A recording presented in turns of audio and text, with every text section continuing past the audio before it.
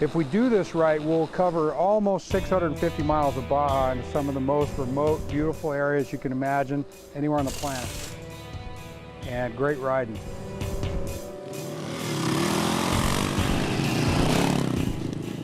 We're going to challenge you. You're going to have ultimate adventure here. We're going to be wide open across the El Diablo dry lake. We're going to be down on the beaches of San Felipe, full throttle power sliding. We're going to be in the single track trails by Mike Sky Ranch. Big adventure, big days, great riding. So we're ready to rock and roll. Let's ride.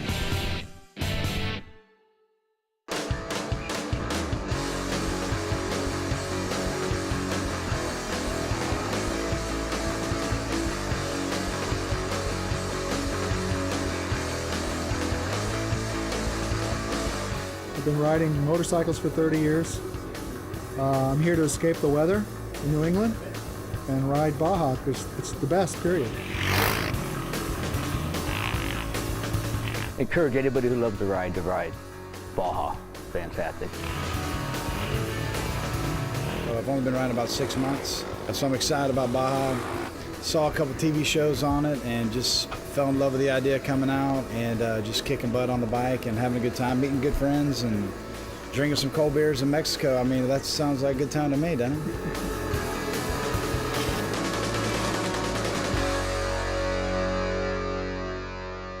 This is our Honda CRF 250X. You know, it's a great bike if you're in, real tight single track, stuff where you need a tight maneuverable bike.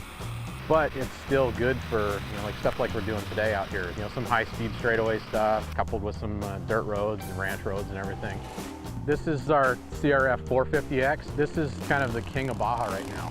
It's a bike that's more than happy out on the trails, blazing through super fast Baja terrain, or going through some of the tight single track like we hit today.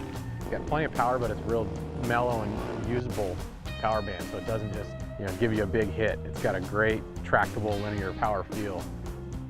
Both the 250 and the 450, they got real plush suspension, something that's going to be comfortable for, we've done 80, 90 miles already. You want to be able to be comfortable and not be worn out after that kind of mileage. This is our Honda Rincon, 4-Trax Rincon. This thing can do it all. We had some racers race the Baja 1000 with it and took the overall ATV championship or class win with it. Go ahead and go out on a fun trail. So it's got independent suspension front and rear. It's great for when you're in ruts, rocks. The thing's not going to beat you up like a solid axle, straight axle quad will.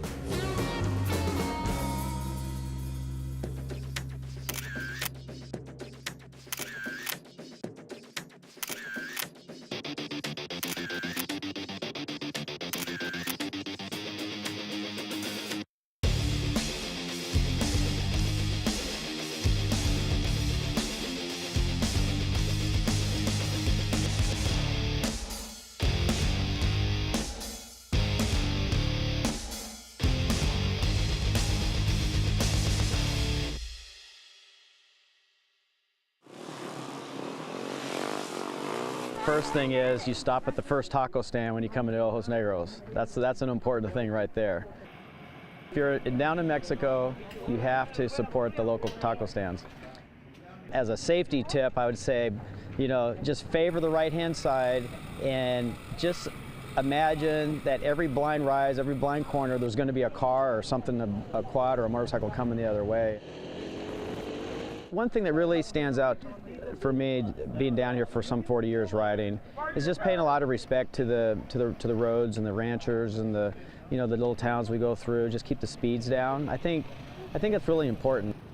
Again, I think just being really heads up, really smart. Don't take anything for granted. You just got to really be on your game. Be safe.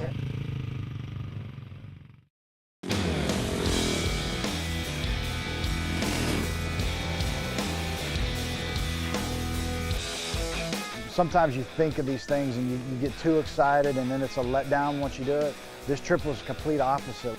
It actually overachieved my expectations.